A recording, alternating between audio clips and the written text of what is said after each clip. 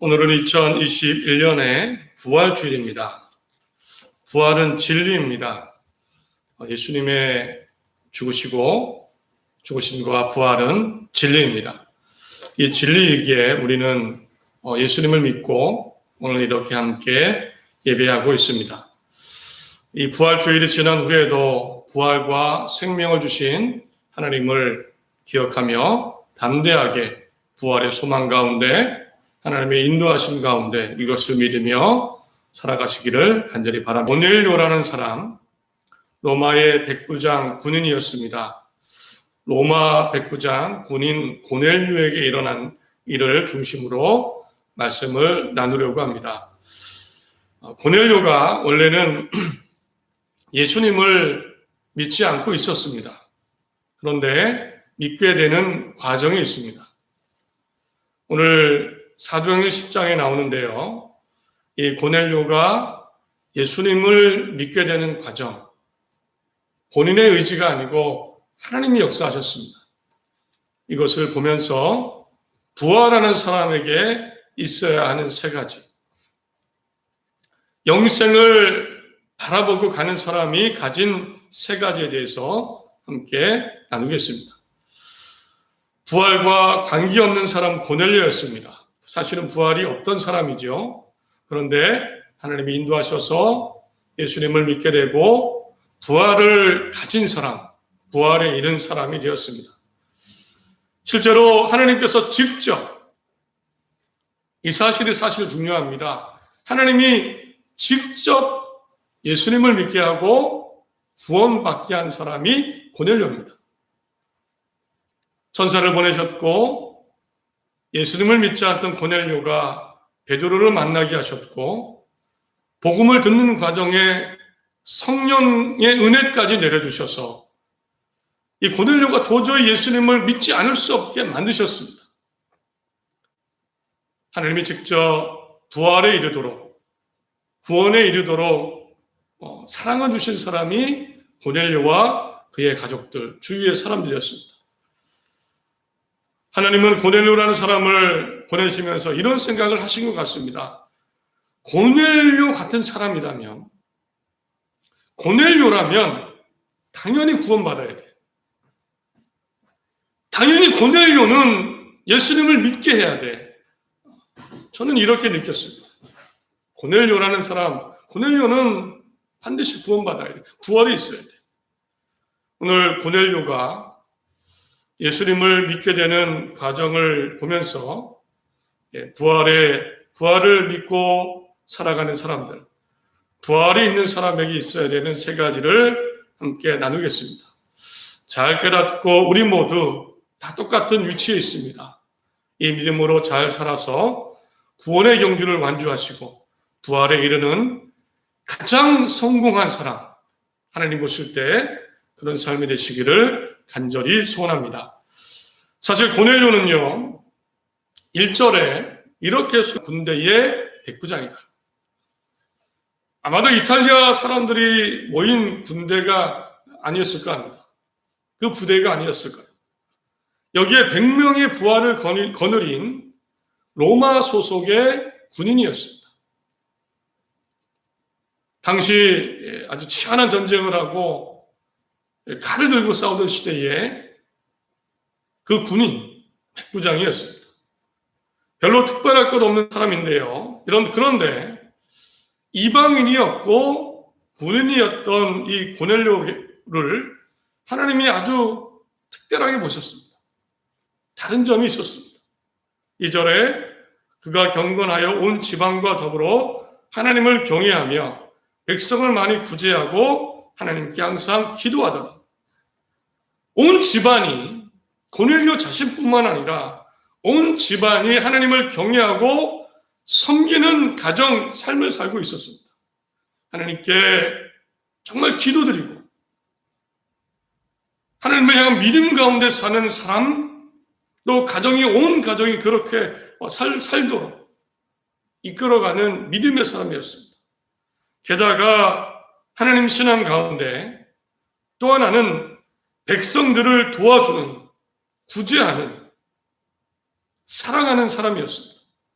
실제로 말뿐만 아니라 실제로 도와주는 그런 사람이었습니다.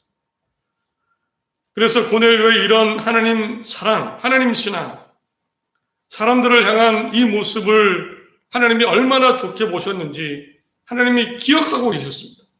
4절을 보면 고넬료가 주목하여 보고 두려워 이르되 천사가 나타났습니다.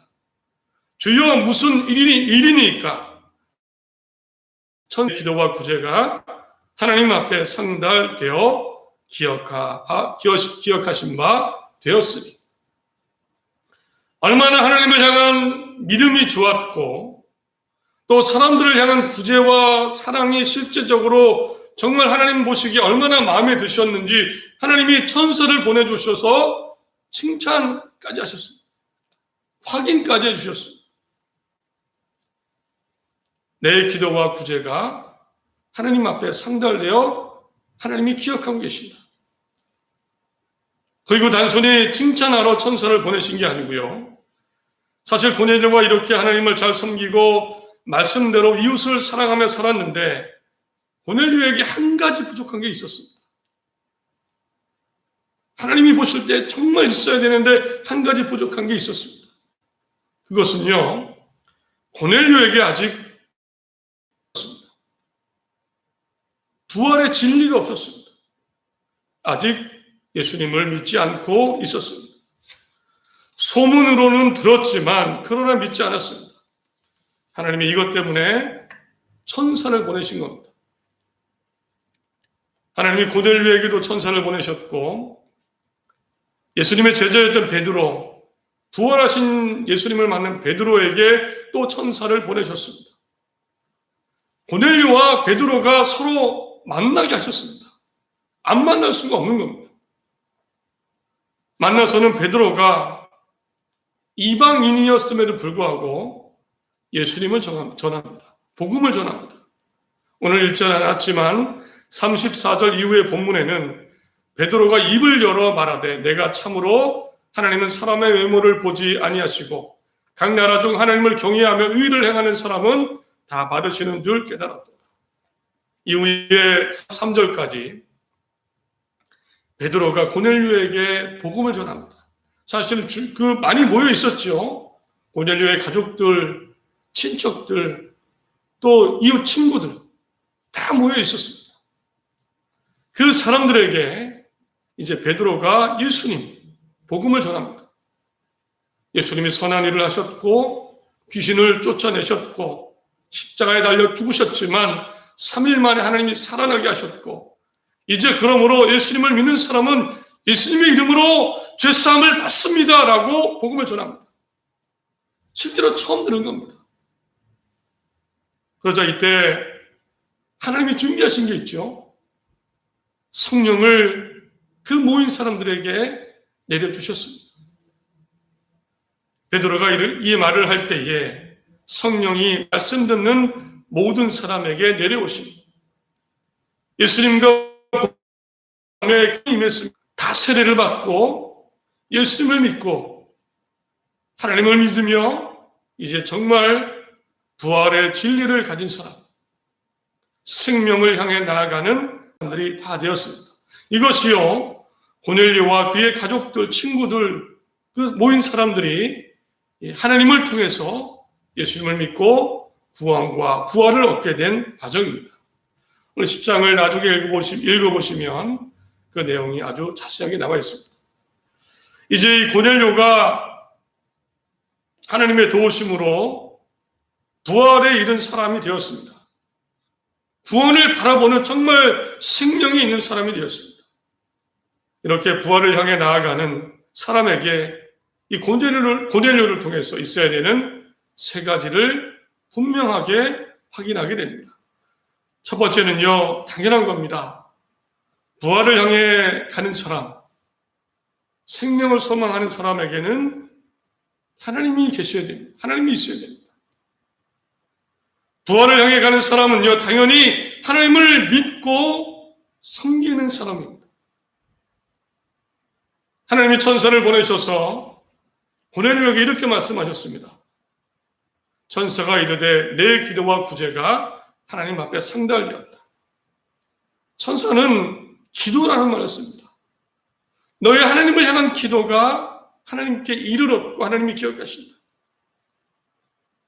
하나님을 진짜 믿는 사람은요, 기도합니다. 여기서 기도는 단순히 나 이거 필요합니다, 저거 필요합니다, 이것뿐만 아니라 그때의 기도는 하나님을 향한 영광 돌리는 것, 감사하는 것, 찬양하는 것이 다 포함된 기도입니다. 하나님 감사합니다. 하나님 영광 받으시옵소서. 그 가운데 필요한 것을 구하고 하늘의 평화를 구하고 비록 예배하지는 못했겠지만 정말 하나님을 바라보고 믿고 섬기고 기도하는 사람, 고넬료에게는 하나님이 계셨습니다. 그래서 온 가족들에게 하나님 믿으라고 한 겁니다. 자기 부하들에게도 친구들에게도 전했습니다. 하나님 믿으라고. 부활을 기대하는 사람, 당연히 하나님을 믿는 사람입니다. 그래서 기도하는 사람입니다. 구하기도 하고 감사하기도 하고 찬양하기도 하고 하는 사람입니다. 어떤 상황에서도 어떤 내 처지 가운데서도 이 하나님에 대한 믿음, 이 믿음으로 하나님을 내 삶에 충만히 채우는 그런 부활을 향해 달려가는 사람들 되시기 바랍니다. 둘째로 부활을 향해 나아가는 사람에게는요, 당연히 예수님이 있어야 됩니다. 예수님을 믿어야 됩니다. 복음을 믿어야 됩니다. 사실 고넬료에게 말씀드렸죠. 부족했던 한 가지 바로 예수님입니다. 아직 고넬료는 그 모인 사람들은 예수님을 믿지 않았습니다. 믿는다는 것은 이런 겁니다. 예수님이 나를 위해 죽으셨고 부활하셨고 죽음을 이기셨다. 그러므로 나도 죄를 고백하면 내 죄를 가져가 주시고 나도 예수님처럼 부활할 것이다. 이게 복음입니다. 사람들은 예수님 자체를 복음이라고 얘기합니다. 고넬료는요, 예수님의 소문은 들었습니다. 37절을 보니까 들었던 것 같습니다. 예수라는 사람이 있는데 병자도 고쳤다더라. 귀신도 쫓아내고 그러다 잡혀서 죽었다는데 또 살아났다는데 이런 이야기는 들었을 것 같습니다. 소문이 막 돌았겠죠. 그런데 믿지를 않았습니다. 믿지를 못했습니다.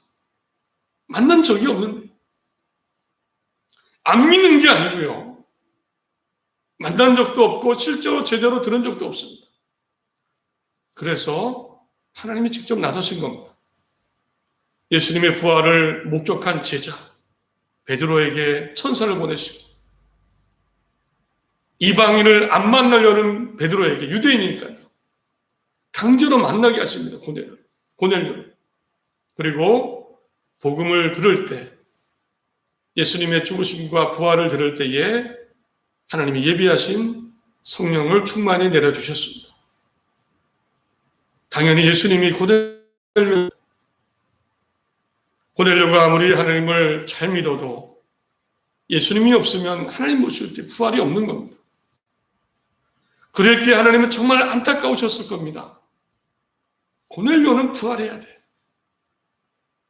고넬료는 구원이 생명이 있는 사람이어야 돼. 그래서 하나님이 직접 나서신 겁니다.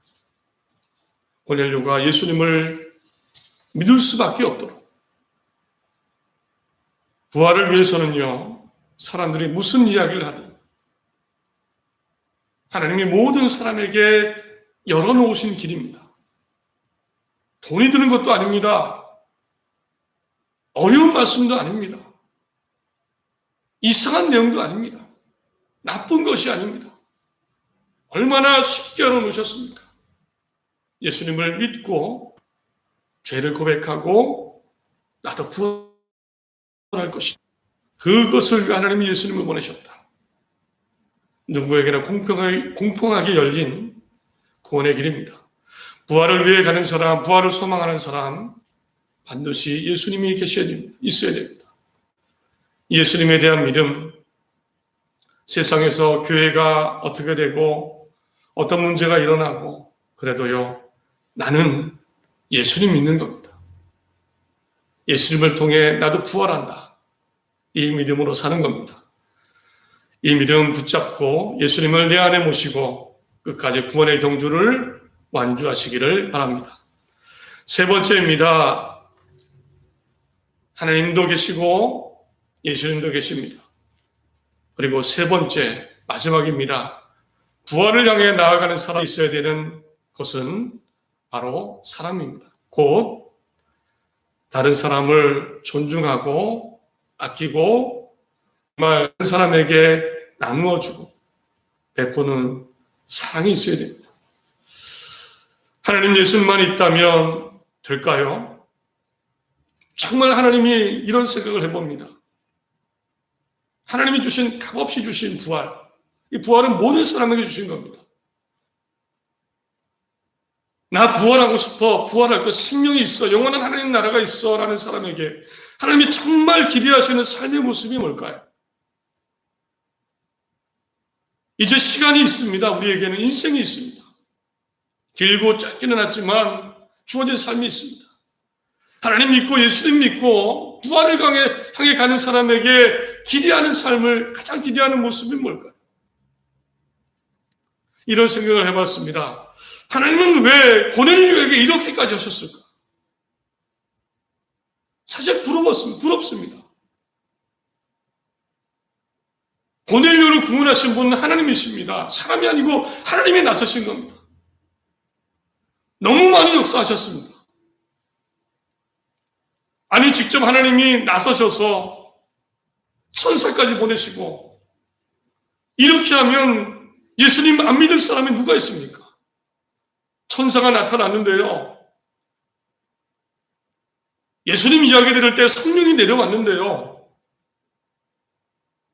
놀라운 은혜가 임했는데 안 믿을 사람이 없습니다. 고넬료는 예수님을 믿을 수밖에 없는 사람 하나님 때문이에요. 하나님이 그렇게 만들어주셨습니다. 왜 그러셨을까? 왜 그러셨을까? 만약 고넬료가 백성을 이웃을 돌보지 않는 사람이라면 어땠을까요? 하나님을 잘 믿습니다. 그런데 이웃에게 나쁜 사람이었다면 부하를 돌보지 않고 괴롭히고 내 이익만 챙기고 남의 아픔과 어려움을 무시하고 신경 쓰지 않고 그런 사람이었다면